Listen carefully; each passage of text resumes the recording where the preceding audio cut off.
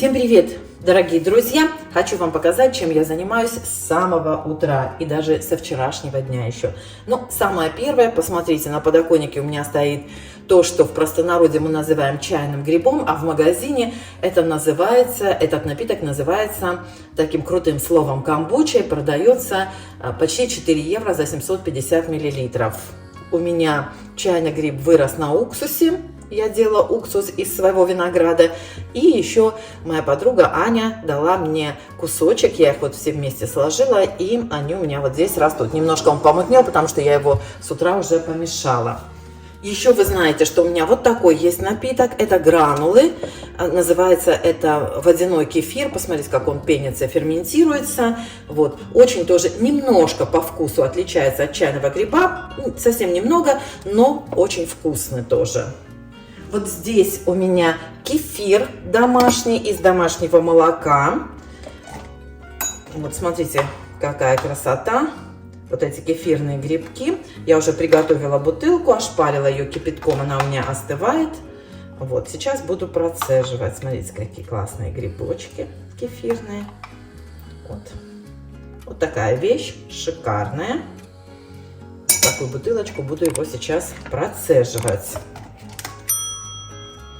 Ну и хлеб. Хлеб я делала на продажу. Вот это цельнозерновой хлеб. Точнее, я даже не могу его, наверное, назвать цельнозерновым. Это хлеб, немножко я добавила цельнозерновой муки, примерно 1/3 от общего количества муки. И положила эти вяленые помидоры. Это на заказ я сделала своим коллегам. А вот это хлеб, друзья, по рецепту моей подписчицы Нины, которая подсказала мне, что хлеб можно делать на рассоле. Я, честно сказать, никогда не пробовала, на пиве слышала, а вот на рассоле никогда даже не подумала. Тоже сделала на заказ 2 буханочки. Вот это себе.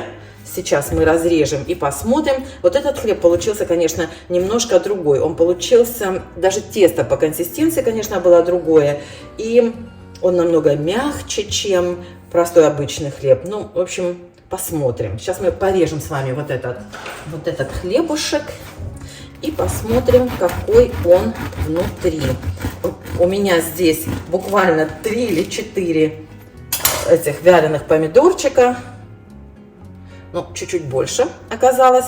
Посмотрите, какой он получился хлеб на разрезе. Просто шикарно, да? Суперски. Он мягкий, просто обалденный хлеб. Вот, отличный хлеб, правда? Ой, прям самой, ой, как вкусно пахнет. Тоже тесто такое же, здесь 1/3 цельнозерновой муки. Просто обалденный хлеб. Так, Нине большое спасибо за рецепт, я вам обязательно его покажу.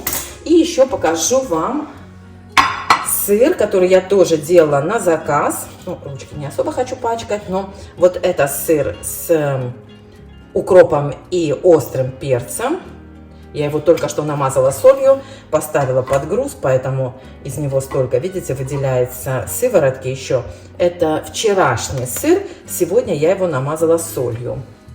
И вот такой формы тоже сделала, точно такой же, тоже укроп и острый перец. Вот такой формы, видите, сколько сыворотки еще выделяется из них. Тоже только что намазала солью и поставила под гнет. Еще соль, конечно, вытягивает сыворотку, жидкость. Вот еще нужно хотя бы день-два. Ну, может быть, завтра уже будет готов. Посмотрим. Все зависит от количества соли. Видите, я делаю все на глаз, поэтому посмотрю завтра, как он будет готов или нет. А из этого сыра будем делать пироги. Вот, он просто у меня стоит под гнетом. Я его, к сожалению, не могу вам показать сейчас на разрезе, потому что если я его разрежу, он, как бы, знаете, потеряет форму. А мне нужно, чтобы он пока...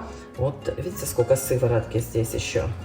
Вот, мне нужно, чтобы сыворотка вся вышла, иначе пироги будут плавать. Вот такие дела. Ну вот, вожусь.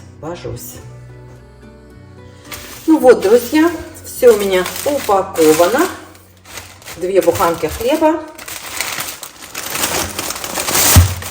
А здесь хлеб и сыр. И, кстати, вот у меня здесь закваска, тоже закваску тоже делаю на заказ. Если кому-то нужно, по Европе могу отправить с удовольствием.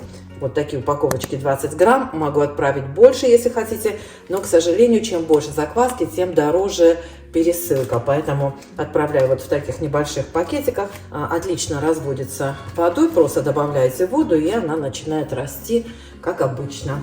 Вот и все. Всем пока!